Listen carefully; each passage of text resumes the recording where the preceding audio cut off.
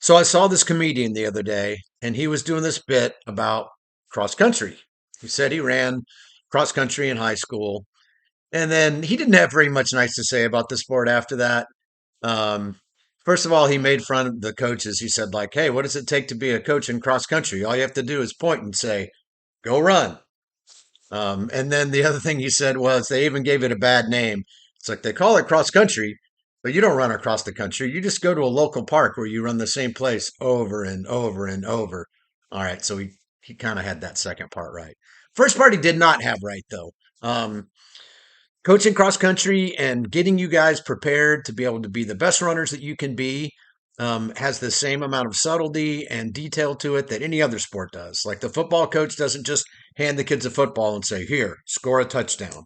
And we don't do the same thing for cross country. So what I want to start doing, oh, by the way, this is Coach Griffith. Hello. I want to start doing something called This Week in Cross Country to give you a heads up on what our game plan is for the week, which will help you if you're going to be at practice, but will also help you if you're going to be out of town and you're trying to figure out what to do. So the first thing that I've done is that I've made a link on the homepage of our cross country part of our website. So it's West Forsyth High School, so WFHS TF.com. TF stands for track and field. I first made the website when we were doing track, and now it does track and cross country. But on the homepage for cross country in the top right hand corner, there's a little button that says like this week in practice or something. And that will give you the detail on everything that we are going to accomplish for the week in practice and that we want you to take into consideration. So, a couple of things that we wanted to make sure that you thought about, that you knew about. Um, because we literally, I know we have an hour and a half at practice and we ask you to be there 6 days a week, but there's not enough time at practice to be able to communicate all this stuff. So I want to kind of hit you with some of the key basics. So obviously, we're going to say this over and over again. The most important thing you can do is come to practice. If you're in town, please get there 6 days a week. If you have a problem with a ride, talk to some of the other kids, talk to some of the other parents. There are lots of moms that drive back and forth to those parks from all over the same places, same neighborhoods you live, and carpools happen all the time. So please don't come to practice. Don't not come to practice because you just don't have a ride. There's a way to be able to get you to practice at home. That's for sure. Um, and then if you're not at practice, I'd like for you, for as much as it is humanly possible, to try to follow along with our plan. And a lot of the workouts that we write are things that you can do just about anywhere. Most days when we run, we are not doing anything particularly super complicated. So being able to go through and do our warm-up drills, which most of you have had an opportunity to practice, you can do those on your own anywhere where you're at. We've gone through and done core work, and now you know what some of those basic moves are. You can do those anywhere that you are. And then if it's not a workout, if it's just, go for a 20-minute run, hey, you're at the beach. There's lots of great places to go for 20-minute runs. There's parks and there's um, greenway trails and bike paths and all sorts of cool places to be able to go run. So hopefully this document will give you an idea of what we're trying to accomplish for the week. And here's a couple things I want you to um, consider strongly. The first month of practice, one of our primary objectives is to make you stronger, more athletic, more physically and biologically capable of handling the running piece. So here's the kind of deal with like young runners that are picking up the sport, whether you've been doing it for several years or whether it's your first year.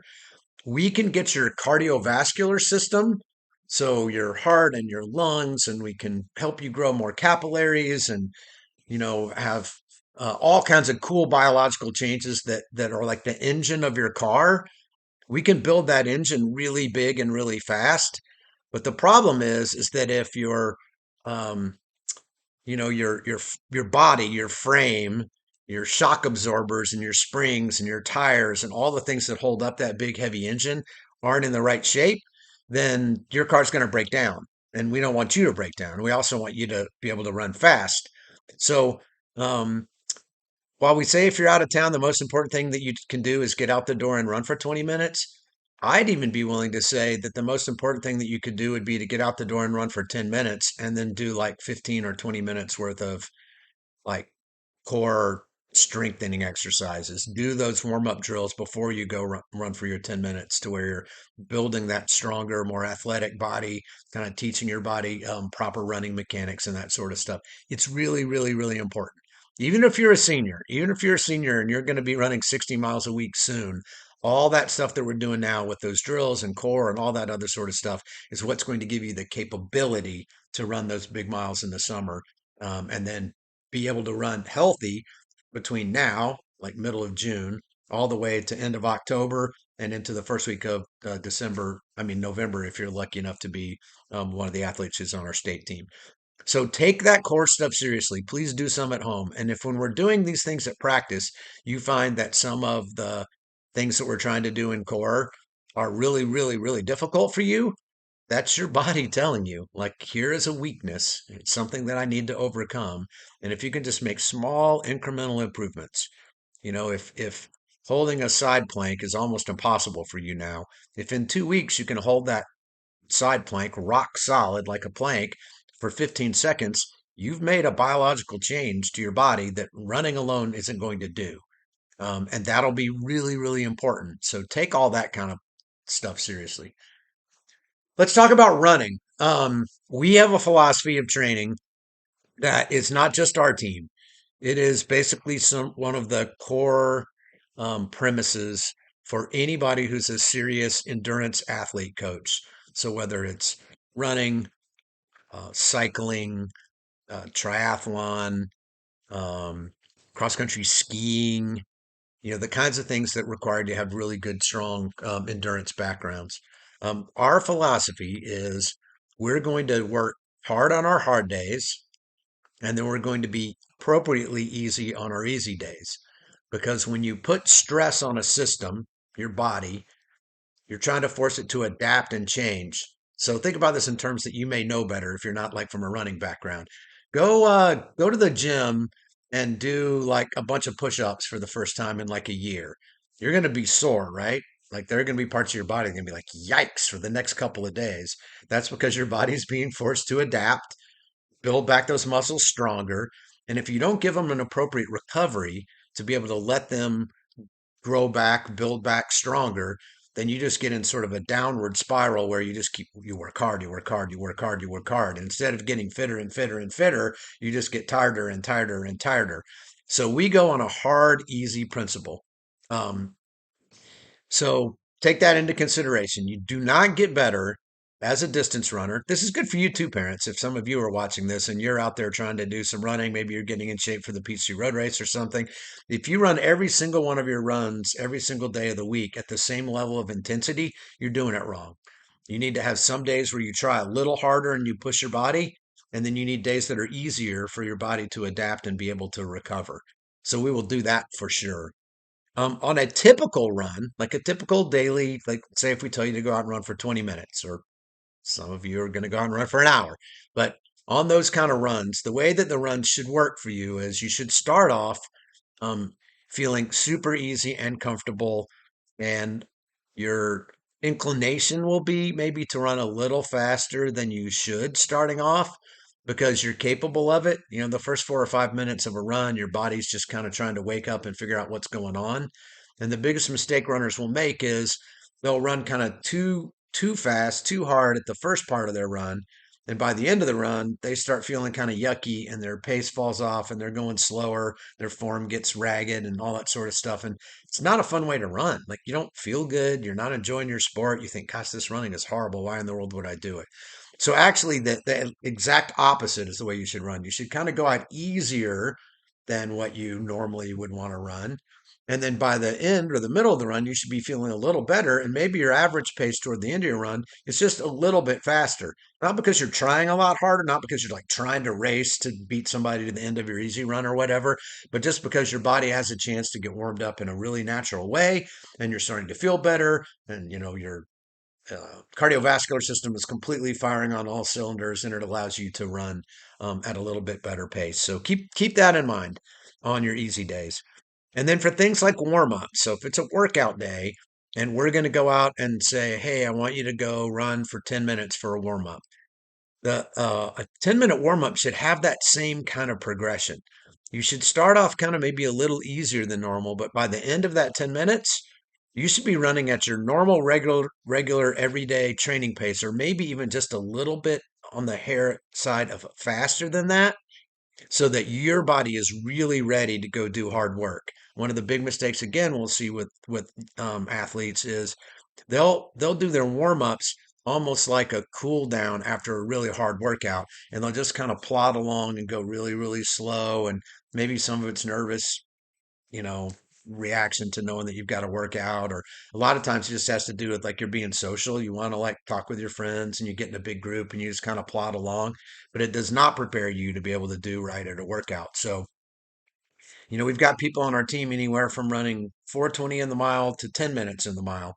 And if all of you are warming up at the same pace, like there's something really wrong, because the 4:20 miler is definitely not warming up at a pace that's appropriate for him so that he can, perform at his best in a workout, and definitely not in a race. And for somebody who's a 10-minute miler, like that warm up pace might be like your tempo pace. It might be your 5K race pace or whatever. So we want you to be in groups. We want you to love each other. We want you to hang out. But at the same point, we also realize that everybody has to warm up at a pace that's appropriate to them. So don't overrun. Don't kind of chase people who are faster than you, and don't underrun. Don't go back and jog with your friends that may not be at a warm up pace that's appropriate for you. So that's something else we want to take into consideration. So I think that kind of covers a couple of the basics. One thing I wanted to bring up is Friday at Matt Park. We're going to do a couple of things that we haven't done before. So Friday is typically a little bit of a shorter run, and then we always have popsicles, so popsicle Fridays. That's cool. That's our captain's responsibility to bring popsicles. And then some of the guys and some of the girls sometimes have gone and played frisbee, like ultimate frisbee. But we don't get as much participation in Ultimate because not everybody wants to play that or feels comfortable, or they don't think they can throw or catch the frisbee or whatever. So, got a recommendation from some of the people on the team that we're going to bring a kickball. So, we want you to be active. We want you to hang out with your friends and do something that's fun away from running. And oh, by the way, it makes you a little bit more athletic to go run in multiple directions. But we're not telling you that it's part of your workout to go play and have fun. So we're going to do that, which is going to be great. Give people more reason to like stay and play. We want you to stay and play. And then the other thing we're going to do is we're going to teach you guys belly breathing, diaphragmatic breathing. Your diaphragm is a big muscle down here at the bottom of where your lungs are, that assists you in breathing. And I think diaphragmatic breathing will help some of you avoid things like cramps. It will help all of you if like I just do it naturally. I've learned it over the years, but all of you in terms of being able to run better, especially in hard workouts and races.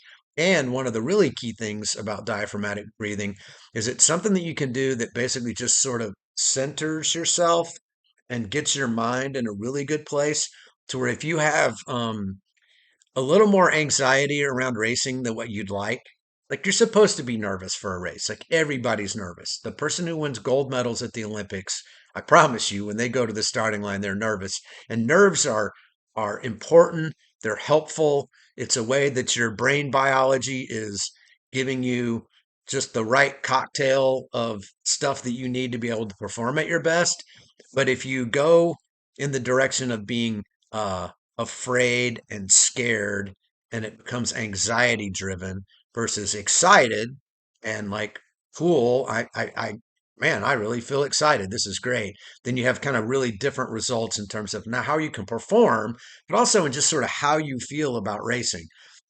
So we want to teach you diaphragmatic breathing. It's one of those things you can do if you already know you struggle a little bit with that.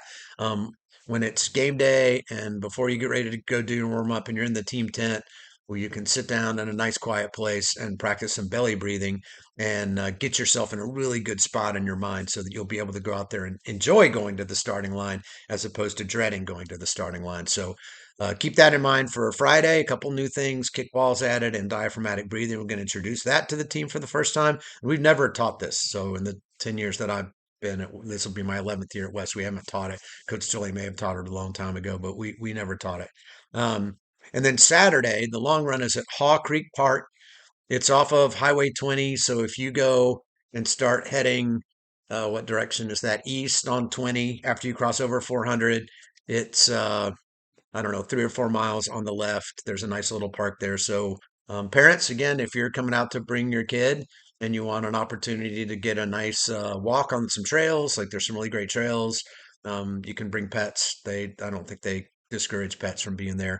You do sometimes have mountain bike traffic, so you have to be respectful of them. But come out on Saturday to Haw Creek.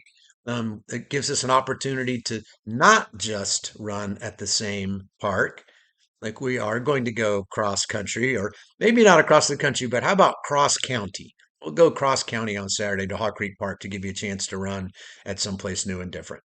All right, so that's the week in training.